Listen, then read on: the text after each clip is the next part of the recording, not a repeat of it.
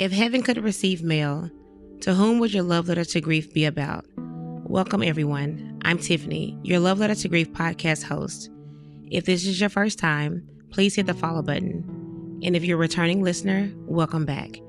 Today we have with us LaTaryl Williams, a former Ole Miss basketball standout and the head coach of the Northwest Community College women's basketball team. LaTaryl is a father and a husband whom I've had the pleasure of watching from a distance as he navigated his own grief journey after losing his wife.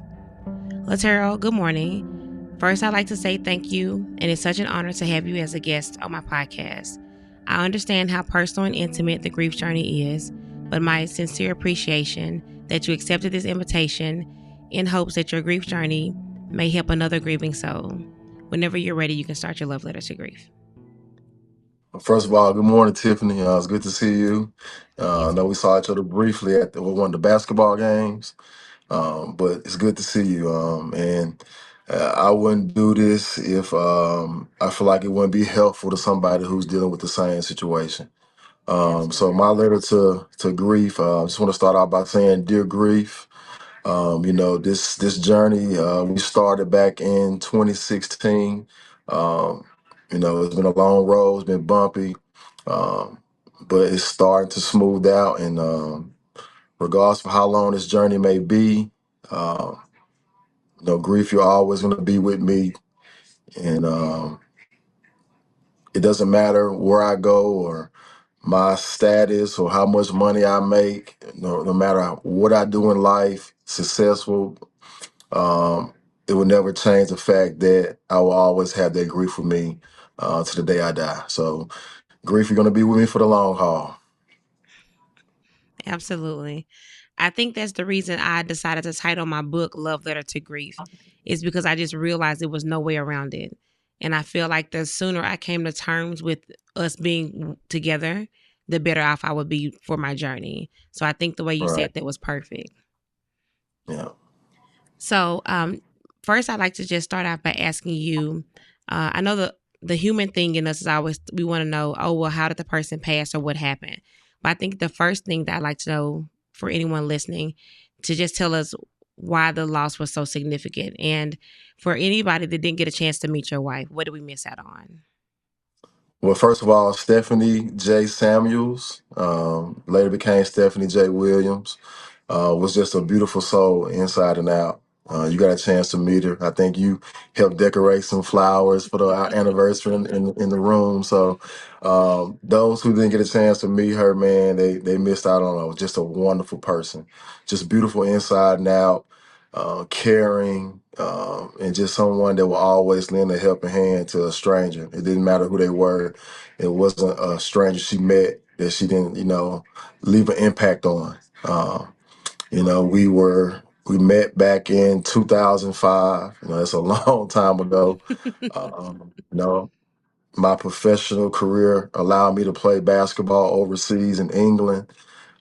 And I ran to this beautiful young lady at a bar and just we hit it off right away. We danced and talked all night and got a chance to know each other. So from 2005, to 2008, we got a chance to just grow as one, and we got married in 2008. Um, and who knew that? Briefly after we got married, we had our first child together, and we were able to move back to the United States. And so, um, getting our lives in order, getting our careers in order.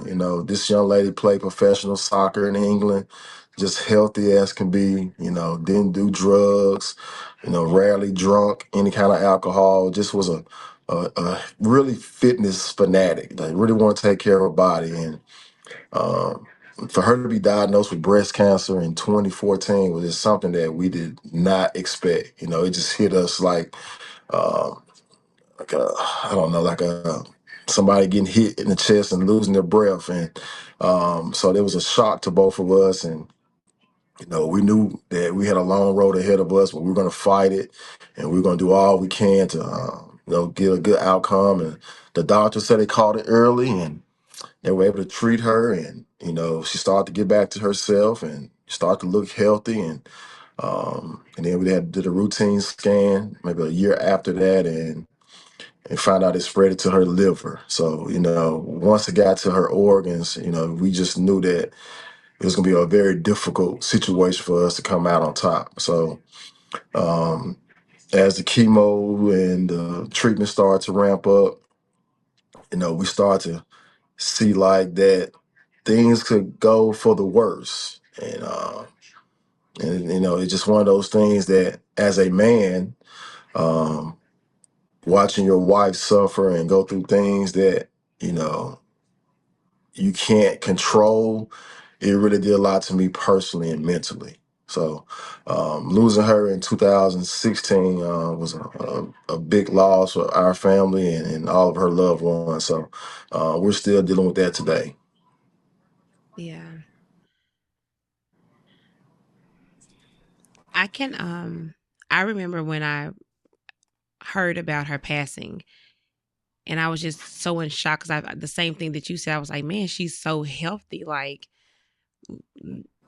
I mean, of course, that doesn't determine anything, but of course, we're always taught that to prevent certain things, we should try to eat healthy and we should try to exercise Yeah. and take care of our bodies. And so here you have someone that's the epitome of that. And so I can only imagine how difficult that was with that. How did she take the diagnosis initially? Just like us, myself in general, like we took it the same way, just shock, Hmm. um, just wasn't aware of it. We just thought that maybe it was just, something that uh, a mass or something that need to be removed from the chest area. But they did the research on it. They examined it and found out it was cancerous. So she was devastated. We just had our daughter Liana in 2011. And that's something she can think about is I can't see my daughter grow up and be old, get old. So it was a big shock to us personally, but I think it devastated her more than anything. Yeah. At what point of the cancer treatment and just her trying to beat cancer did you guys figure out that maybe you weren't going to actually come on top of, or just she wasn't going to get better? When the cells spread to her liver, so when Hmm. it left the actual initial point where we located it, and we got rid of that part of it, so we thought that things would be on the up and getting better. But once we found out and found out that they spread to her liver, um, the doctors started to, tell us that, things may not work out, the way we wanted to. So, they're going to still treat her and do the best things they possibly can for her. But they also made a point of emphasis to start making plans for the worst. Wow. And that part really hurt me because, she was so in tune with what we needed and the things that we wanted to accomplish in our lives, and she didn't want us to stop that because of her health. So we will always have conversations about, you know, me moving on, me finding somebody that can be good for Liana. Wow. Um, she wanted me to keep Liana in the church, and she just had an outlook on what our lives should look like after she left us. And that's a tough conversation to have with someone you've been with for over 10 years, someone you've been married to for over 8 years. It was just a very difficult conversation. I didn't want to have that. Um, and you think about those conversations, and you think about the time we had together, you know, doing the chemo treatments and just things of that nature. It was just a very difficult moment for me in that time of my life. So, um, and it's bringing back those memories that we're talking about it. Yeah. Yeah. What is the biggest lesson that you've learned since your loss?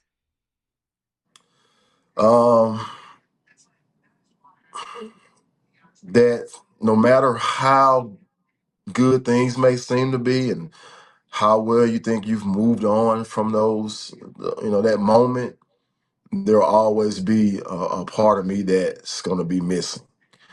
Um, and that's the biggest thing I've learned, regardless of who I've moved on with and starting a new life with, you know, I hear certain songs and I see certain movies or TV shows that we used to watch all the time. And every time I look at my daughter, I see her. So the biggest thing I learned is that regardless of how well or how good I am feeling, Mm-hmm. I will never be the same. Yeah, I agree. Yeah, I often talk about how I describe my own grief as a wave, like it comes in waves. And it's like you said, yeah, you can hear a certain song, or you can look at your daughter who looks very much like her mom. And it's like yeah, this little constant reminder, just this almost like this little, just a gem that God left with you to have that can constantly yes, remind you of her. yes. How's your daughter doing with everything now? She is, first of all, she's a spitting image of her mom, not just from a visual aspect, but her soul, how she carries herself, how loving and kind she is to others. Um, and she's doing well. I know there are times, we have conversations and we talk about her mom, and we look at old photos and old videos. Each Mother's Day, we like to get balloons and go out and send them out to heaven to her. We watch old videos from our wedding day, just those things to kind of keep that memory of her mother, instilled in her. She was 5 when her mom passed, and now she's 13. So that's a big jump. That's a big difference. So Hmm. you think about that in the sense that, you don't want that child, you don't want her to forget her mom, but at the same time, you don't want that cloud to be hanging over her the rest of her life, where she just feel like she can't go on with her life. And I had to let her know that her mom is still watching out over both of us. She's very much still present in our lives. We'll see some, like I said, we'll see something on TV, or we'll see something or hear a song, and we'll both just look at each other and like, yeah, that was my favorite song. That was mom's favorite TV show. So she's doing great, and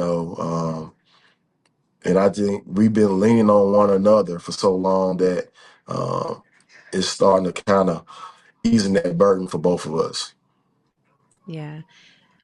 How difficult was it for you after your wife passed, and just trying to come to terms with it just being the two of you? Was that like what, did you have family that was helping you, or was it just like you just more so just like single dadding it by yourself?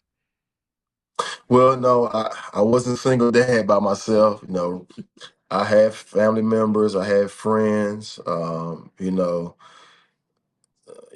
my guys, my the Who Squad. They really showed up for me. Not just from a standpoint of checking on me. Regardless if I need it or not, they will always offer some kind of financial assistance. Um, Lockhart's been great. Tara was always trying to get Lee and, allow me to have some free time to myself. It was just one of those things that you realize who are important to you in your life Hmm. when you deal with some real stuff. And we were dealing with a Definitely. real issue and a real, situation at that time. And my former teammates, family members, they just really stepped in and allowed me to kind of grieve and give me space to Hmm. talk and um, vent some things I was dealing with at the time. So um, family and friends throughout that process were great, and they're still helping to this day. That's amazing. And I love that you say that, because I do, although grief can be such an isolating thing and you have to go through it and process it by yourself, I do think I want to encourage people that if you have people that are in your life that want to help, allow people to come in and lighten the burden a little bit. If you have someone that wants to step in, allow them to be there. If you need something, speak up and say it, because a lot of times people are just kind of waiting on the sidelines and they always tell you, well, let me know what you need. So I think just Right. hearing you say that, it's just like a reminder to people to be present and make sure that you're actually praying for people, but also being the prayer that you're praying. Like if you're praying to God, God, just lighten the load for this person, or just be there for him, Right. put your arms around him. Well, if you're supposed to be a reflection of God, are you offering that very thing? Are you offering to put your arms around the person that you know is grieving? And are you standing in the gaps for someone that you say you care about? I think that's people need to hear that. And not just having people and family is a great thing, but also like my book is titled Love Letter to Grief, Walking by Faith. And I talk about my faith quite often. And I don't know how I could have possibly gone through what I've gone through without my faith. It's been strengthened in ways that I didn't even think I could be this close to God. And so with your journey, how was your faith during the cancer, and then how was your faith after the loss? It's a great point. Great question, because when we initially found out about the diagnose, we really ramped up our prayer, and just really dug deep into the Bible, and just trying to get an understanding of certain things from a spiritual standpoint. Mm-hmm. Um, and the church we were a part of in Durant, Mississippi, they just really latched on to us, and gave us that support we needed during that time. So during that time, it never wavered, because I'm a strong believer in what is destined to happen. It's going to happen. God has a plan for all of us. I didn't realize, I didn't agree with it at the time, but who's to question God? Who's to question what He has planned for all of us? So when we really dug deep in our faith during the cancer treatments, and during the diagnose, and we start to see things getting better, and I'm a strong believer in that. I'm a strong believer in prayer.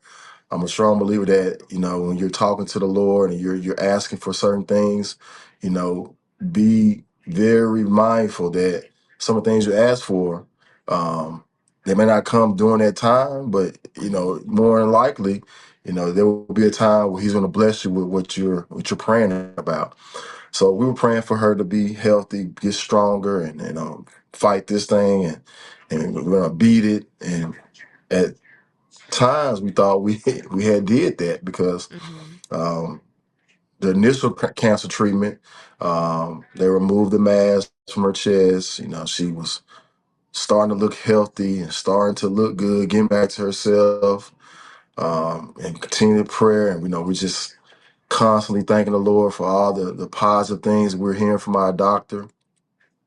And then we get the news from the other side saying that, we're spreading, and there's nothing much we can do about it. And so then that kind of knocked my faith a little bit. I'm just gonna be perfectly honest, because, you start to do things the right way, you start to handle yourself and conduct yourself according to what the Bible is saying. And then you see this happen, and you start to wonder, like, why would you let this happen, Lord? Like, why would you, allow us to get all this good news and start to get on the road to recovery, just to be set back again? So my faith definitely did get pushed to the limits during that time. As I start talking to my pastor, and start talking to counselors during that time, and they made me realize that, it was just a time that the Lord was calling her home. And I looked at it in a sense where she was just too good for this world. You Mm-hmm. know, angel, walking amongst us.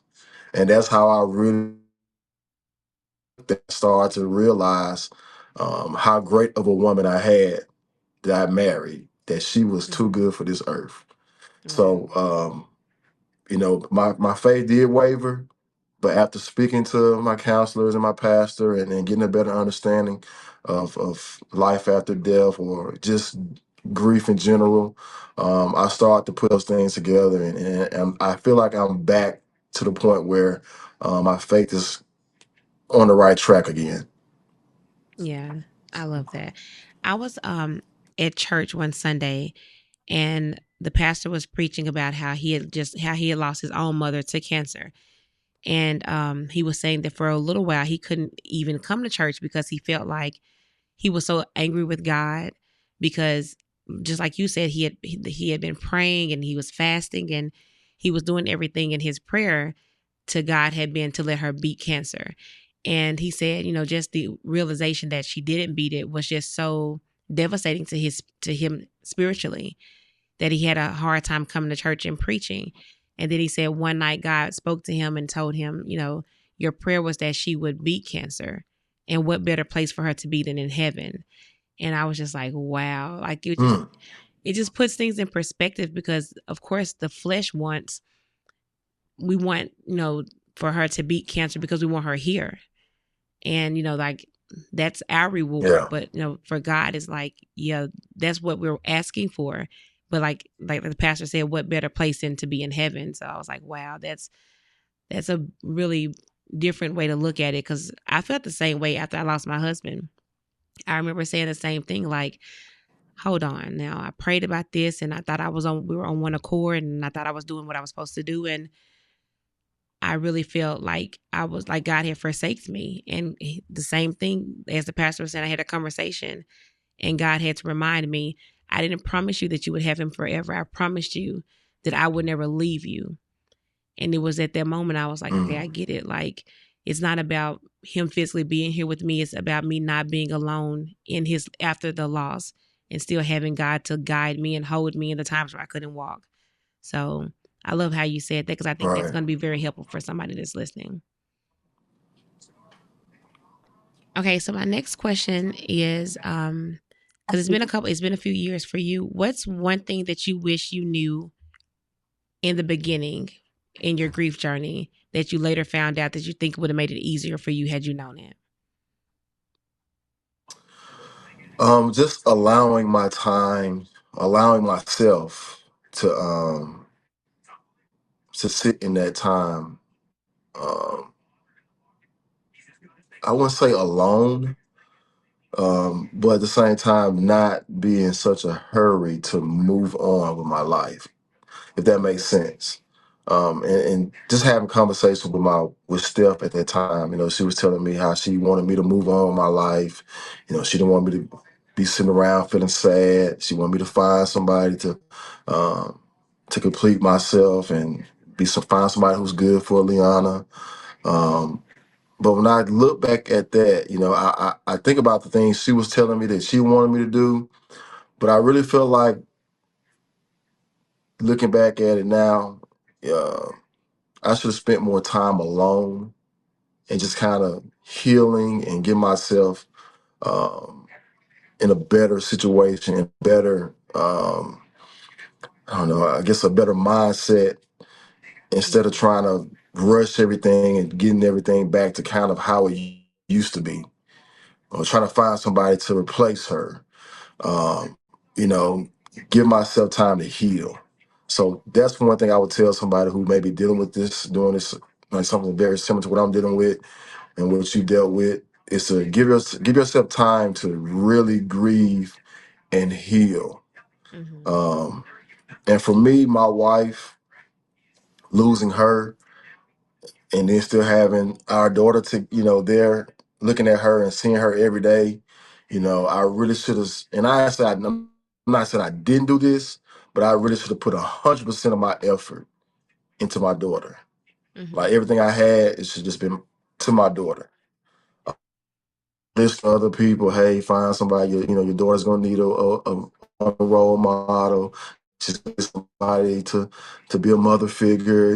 Things of that nature. When I start thinking about things that people were telling me and suggesting things I should be doing, Mm-hmm. I should have just been still, been at peace, and just put more energy into my daughter at that time. Mm-hmm. Um, so that's something that I would probably tell somebody who's dealing with a situation that we dealt with. Mm-hmm. Yeah, I think that's a good point. But I think, and I agree with you, but I feel like when you're so fresh in it, it's just like the emptiness that you feel with your person being gone. It's almost like this. it's like the most gut wrenching feeling. And I remember for me in the very beginning, I would just like crave just physical touch. Like I just missed like just a hug from somebody or just having somebody just to like work through everyday situations with. Right. So, um, I definitely understand like how some, and I've talked to a lot of widows over the years and how some, I mean, I have one friend that got married, I think within like 6 months. And she talks about how people judged her and how they feel like she was rushing, but we just talked about the emptiness that comes with losing your partner. And so I feel like I stood still a lot, but I also definitely craved just the ideal of love again, or just like the ideal of just having a companion. So I think, that's something that a lot of us are going to have to go through and navigate on our own and figure out what makes sense. I think people are going to offer us advice. Like you say, people are telling you, well, your daughter's young and she's going to need a mother figure, or, you're so young, you can still find love, and all those things that people offer us and advice. I think they mean Mm-hmm. well, Right. but, maybe just if someone's listening, um, just be careful with your suggestions, and also be careful in your judgment, because you never know what conversations someone has had with their partner. Like you and your wife, you guys talked about it. Like, to have her blessing to tell you that she wants you to find love again, and to, be in Yeah. peace with that is a big thing. Because I hear some of us, we joke around like in parties and we'll say, if something happens to me, I want you to stay single. So I think Right. that's such a And brave thing for her to tell you that. well, it is a thing because it wasn't an abrupt loss. It was something that just hit us unexpectedly. It was something that we knew that was happening over a time, over a period, and we had a chance to sit down and talk about these things. And those are difficult conversations. And so just imagine having that conversation, and we're having those conversations while I'm shaving her hair because her hair is falling out from the chemo. So, things like that just really, I still have those same thoughts in my head. I can still see where I was when we were having these conversations. And so, because she was telling me those things, because she was giving me the blessing to do those things, I Mm-hmm. felt it was, something that I was supposed to do, something Mm-hmm. that I was required to do because that was something she asked me for before she passed.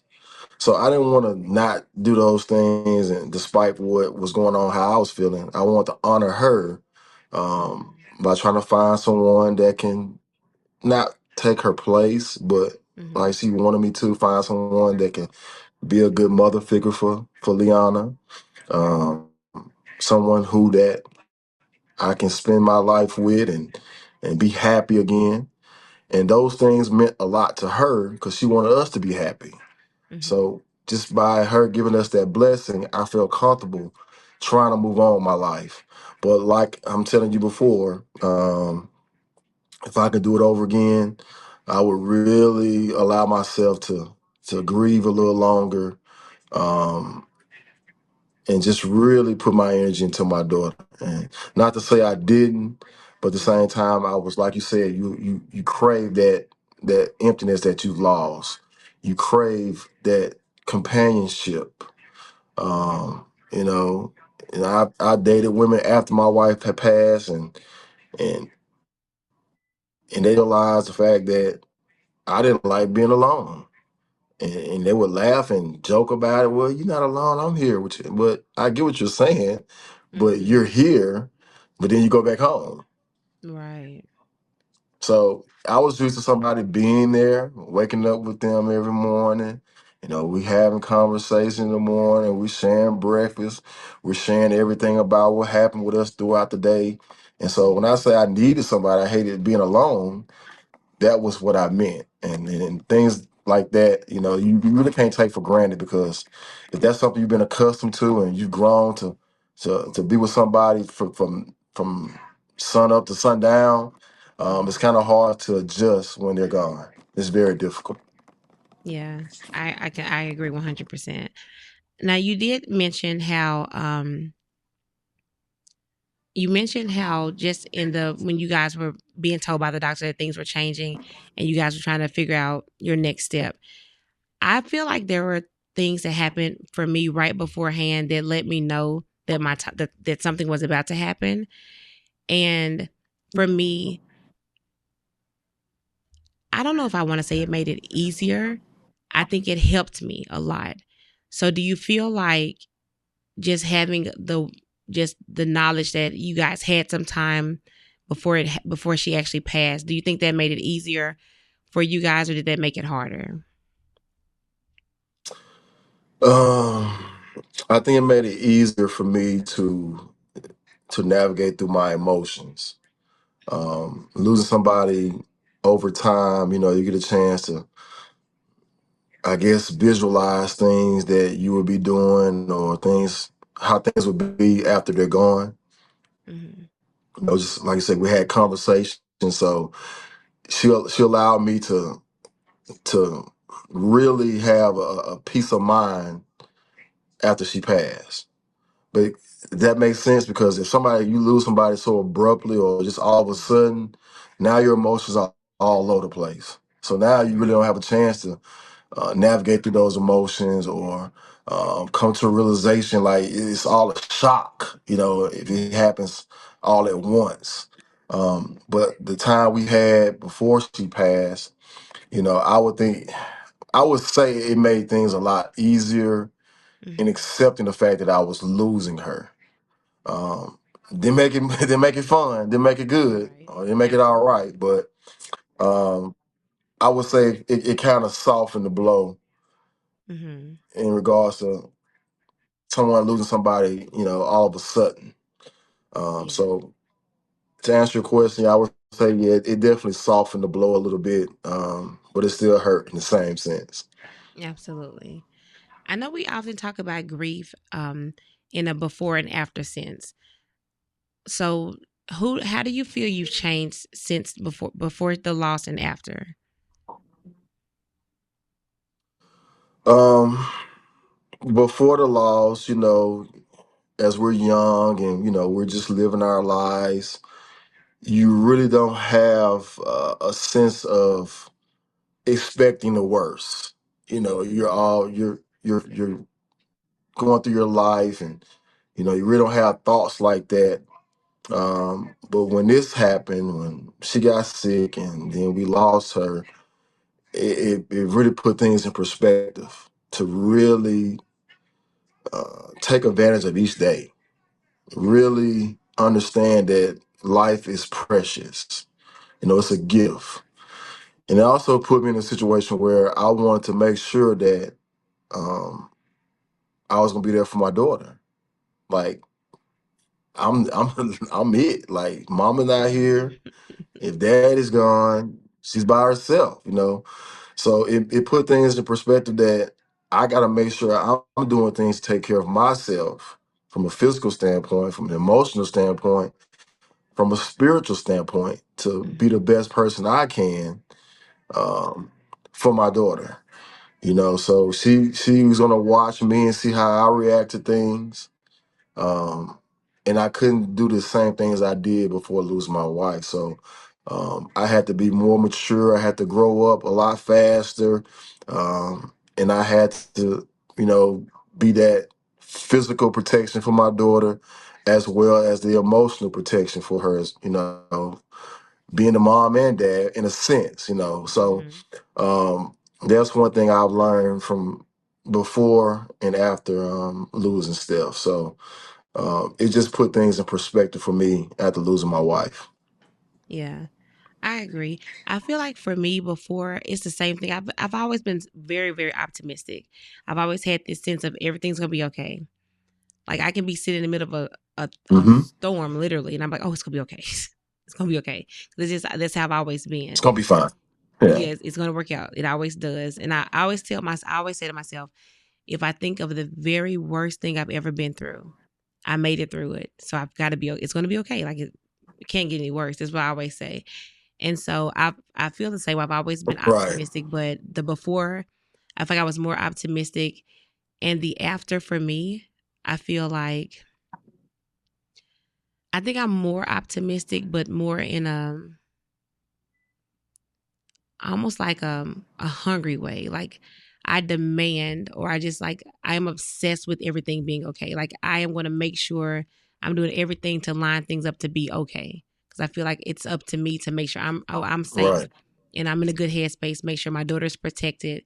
Make sure she's provided for. So I just have like this, almost like this desperate, like a hunger to make sure that things are okay now. Well, as a basketball coach, we call that a sense of urgency. Having sense of urgency. And and I see that, um, just looking at how I interact with my daughter now. Hmm. I try to not to sugarcoat so much right now because she's older. She's 13. When she was 5, and things we're dealing with, losing her mom, it was almost to the sense where I had to kind of coddle her and make her seem like everything's going to be fine when it really wasn't. Hmm. Um, but she couldn't see me fall apart because now she's going to look at the sense where, well, mommy not here and daddy's not here because he's mentally all over the place. So as she's gotten older, our conversations start to get a little bit more in depth about it. Hmm. Just the grief part. We're riding to school. I drop her off. There are times where I ask her how she's doing. Or if it's Mother's Day or if it's her mom's birthday. We Hmm. have conversations. I ask her how she's feeling.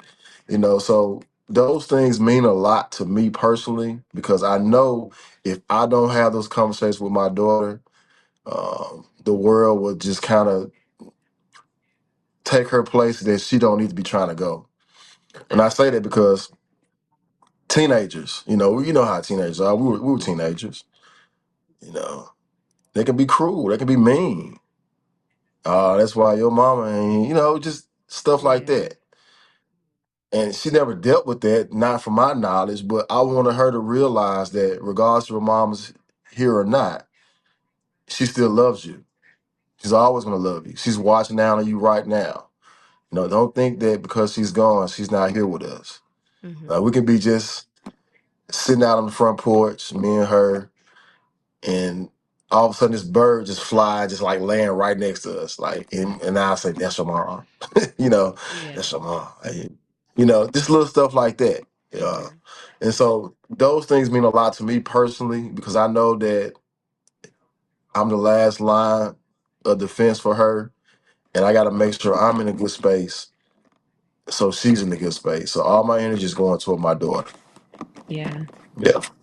I agree because they watch us like sometimes I remember in the beginning because Taylor was 10, but there'd be times where I would be doing something, I'd look over and I could literally see her looking out the side of her eye like we good, so it's they need that reassurance from us. So I think absolutely taking care of our mental health is very important. But I always like to tell people that taking care of your mental health doesn't necessarily mean you have to always be strong, because I made a point to allow myself sometimes. I wanted Taylor to see that it wasn't always perfect and I wasn't always 100%. So there were times where she'd walk in my room and I was having a rough day and I didn't jump up to pretend like I was okay. I would let her see me cry sometimes. I didn't want it to be a lot. I didn't want it to be like, dang, every time I come to mama's room, she's crying.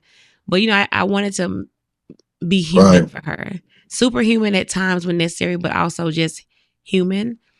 And so there were times where I would be a little bit more vulnerable, but I feel like those times made us closer because it opened us up to more conversations. And I'm the same way with you, just checking in because, these teenagers, like you say, the world, like they have their own little worlds that they're trying to navigate through. So I always want to check in, like, how you feeling? How's today? And sometimes she'll want to talk about it and sometimes she won't. So as parents out there listening, don't get down on yourself if your teenager is not talking to you about it, because sometimes it's like you say, there is a cloud over them and it may be too heavy on some days for them to want to talk about it. So just because it's a day that you want to discuss, your partner or their parent, just giving your kids some grace if they don't want to talk about it and just respect their boundaries and try to be an open book when they do want to talk, and just keeping the communication open so they know there's always a safe space. And there's never a time that they can't talk about their parent because, of course, there's not a day that goes by where we don't remember it. So, um, if there's a parent out there that's trying to navigate these teenage years, as difficult as they can be, like just give them some grace, and I think that'd be a good thing. LaTaryl, I was recently talking to another widow, and she was telling me that her because she's pretty early, and I think her husband passed away. It's been like 2 months, and she was telling Okay. me that her biggest fear is that it wasn't going to get any better for her because every morning she's talking about how she's waking up and she's still feeling the same way that she felt day one. And I was telling her, I said, well, for me, I can tell you that it does. I don't know if the word is easier or maybe just more manageable. I feel like with time it's become more manageable. I figured out more crafty ways to walk with my grief or just ways to ride the waves of grief. What would you say Hmm. to a widower that's early in the stages of losing his wife and he's feeling kind of doesn't really have a lot of hope and he doesn't feel like it's going to get any easier? What advice would you give him? My advice is just from my personal experience. Of course, I had my daughter to kind of keep me focused on what I need to do to work through these things. But I really dove in deep in my profession as a coach. Um, I try to keep myself busy, just really working long hours, spending more time with the team, and just really diving head first into my profession and just trying to kind of take my mind uh, off the situation at hand. So not everybody's able to do that, regardless of their situation. Like I said, I had a daughter to lean on and uh, give her my energy and my time, and my effort, and then I really did the same thing with my job. So those two things allowed me to kind of keep myself busy and keep my mind off the situation I was dealing with. Hmm. Yeah. I love that. So, just kind of to go back a little bit, you talked about how you and your wife had the conversations about her wanting you to move on, and if I'm being honest, I don't think I'm there yet. Yeah. And I think, like you said, just giving yourself time. I'm just allowing myself as much time as I need. My grief counselor told me I'll know I'm ready to move on when I've accepted that I would be willing to grieve again. And I think that just kind of sticks in the back of my mind. So it really makes it really hard for me to actually think about being brave enough to really allow myself to fall in love again. So I know you had your wife's blessing, and I know that would had to be a big help for you. But how was it for you just finding love again and just the entire like your a new love story? How was that for you? Well, it's a story that is not something that's going to be ideal for everyone. You got to do what's best for you. And so the things that I try to do is find some of the same qualities that my wife had presented to me and try to find those same qualities in the next young lady.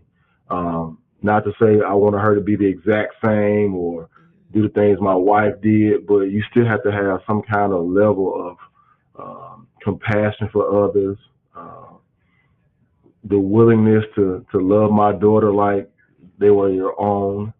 Um, and how are you uh, able to deal with someone who just lost their significant other? Are you going to be impatient? You gonna get upset if I post something about my late wife, or if I mention her.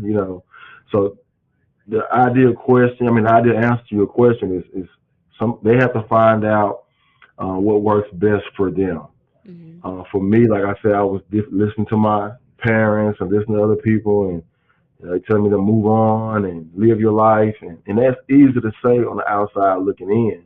Mm-hmm. But when you're dealing with a lot of emotions, you're dealing with a lot of trauma, and just not being able to see your person again, it's easy said and done. To answer your question, and my advice to someone else is try to find something that you like about the new individual, like get to know that person without trying to compare them to your lost one. Um, Mhm. and I think that make things a lot easier because if you married somebody and you went through that whole ceremony, you had the vows, you're gonna feel like that's forever. That's what you signed up for. So when that forever is cut short, you find yourself in uncharted waters and a place you didn't expect to be in. So give yourself time uh, to heal. Give yourself time to learn the next person, and don't compare them to your loved one that you lost, and pray about it because a lot of times, the Lord will give you what you need. So if you continue to pray about it and tell the Lord what you want, and you believe it in your heart, He'll bless you with somebody that you're willing to have, or that you're supposed to have. So Yeah. for me, I dated someone after my wife passed. It didn't work out, um, but it didn't stop me from trying to find love. So now I've been married to my current wife for over a year now. We have a beautiful daughter, and it's just amazing how a story of like a tragic story can turn out to be something beautiful at the end. So although I lost my wife, she meant so much to me, and she always will. I was able to find love again, and continue my family, and have another child. So there's room for love in your heart. You just have to allow it to happen.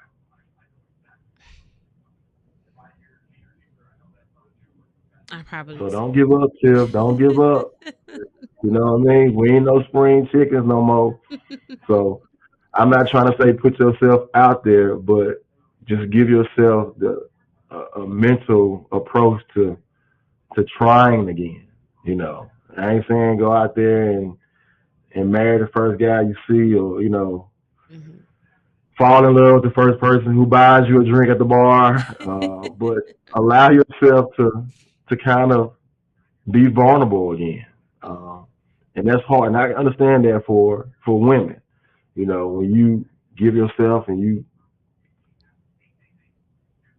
make that commitment to somebody, and then it's all of a sudden taken away from you, it can be very discouraging to try to do that again. Uh, Mhm. and and I was just fortunate enough that I had some good people around me and some people who looked out after me, and knew what was best for me, and kind of put things in place to make things happen. So allow yourself to be vulnerable, and be open to love again. Yeah. That touched me. So I'm sure there's somebody Mhm. that's listening that also needed to hear that. There is room Right. in your heart for another love. I think that's really big for sure. I think one of my most challenging things with navigating grief as a widow, for one, initially was just the word, just even coming to terms with that title was like really heavy for me. And Right. definitely just trying to be super mom to my daughter. And I talked about Hmm. this in my first episode about the struggle that I'm having with her being a senior. And so I think timing is everything. So Right. I needed to talk to you today, and I needed to hear what you just said. So I appreciate that. Right. Is there anything that you feel like we haven't touched on that you think would be beneficial to another widower that's listening? Maybe he's in week one of his grief journey, or maybe he's in year one of his grief journey. Is there anything else that you feel like we should touch on that we haven't? Oh, that it will get better. Now it won't be the same. It can never be the same. Never. But it will get better. The when a band-aid is ripped off, you know how that feels. It stings, it burns.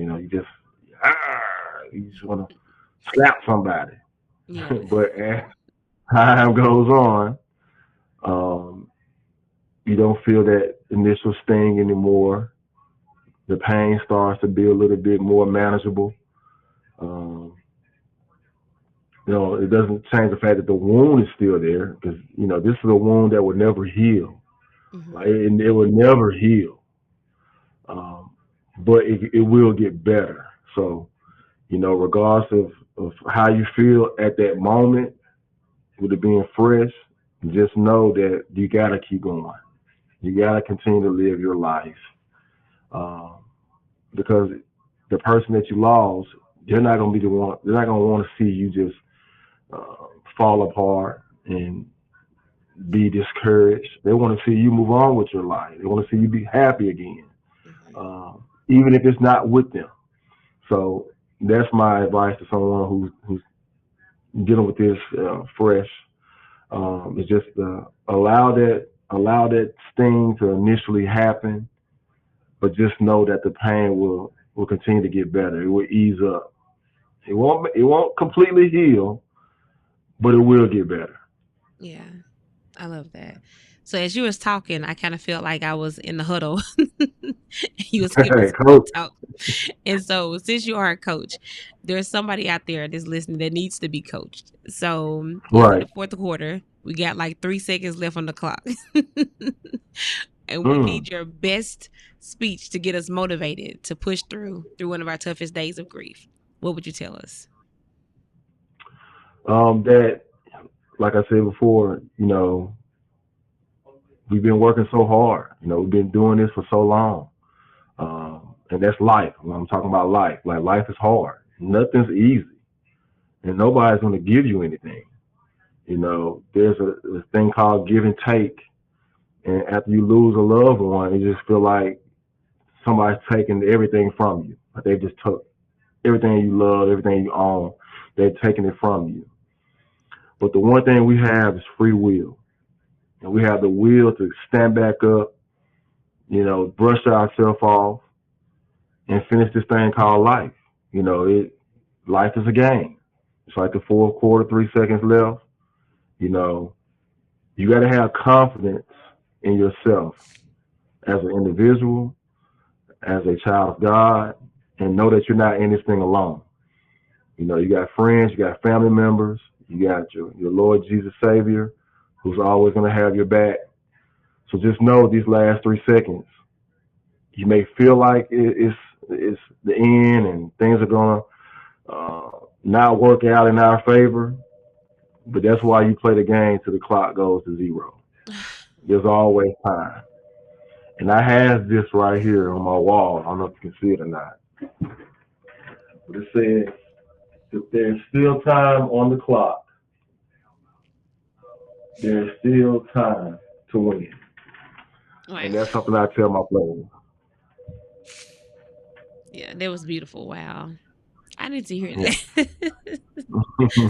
And I'm sure there's a lot of people that are going to listen to this podcast and they needed to hear that as well. So that was very beautiful. I do want to thank you for agreeing to be on the podcast. I sent LaTaryl a text message. I was like, I have a podcast and I want you to be on. And he was like, yes. Well, listen, we go way back, and everybody, who know and grew up around us at Ole Miss, we go way back. I'm talking about we used to drag y'all up and down the hall and squirt y'all with water all the time. The Who Squad did, and so we're close. Like I know we've gone our separate ways, and that's how life is. Um, but you and I know it's always love between us, regardless of where we are. It's always love, and that love would be unconditional. So when you asked me to do this, it was no question in my mind. I want to do this. No, I really appreciate it. And Yeah, on behalf of me and all the other widows out here who are afraid to love again, you are like just a bit of inspiration I that appreciate we that. have. There's room in our hearts for love again. So I really appreciate that. So, guys, if you're listening again, you're tuned into Love Letter to Grief. We're talking with LaTaryl Williams, who just shared his story about losing his wife, his journey with grief, and everything that came after. This episode and all others can be found on the YouTube channel Love Letter to Grief. Thank you to everyone for listening. If you or anyone in your circle is interested in penning a love letter to grief or appearing on the podcast, you can contact me directly at lovelettertogrief@gmail.com. Thank you guys so much for listening.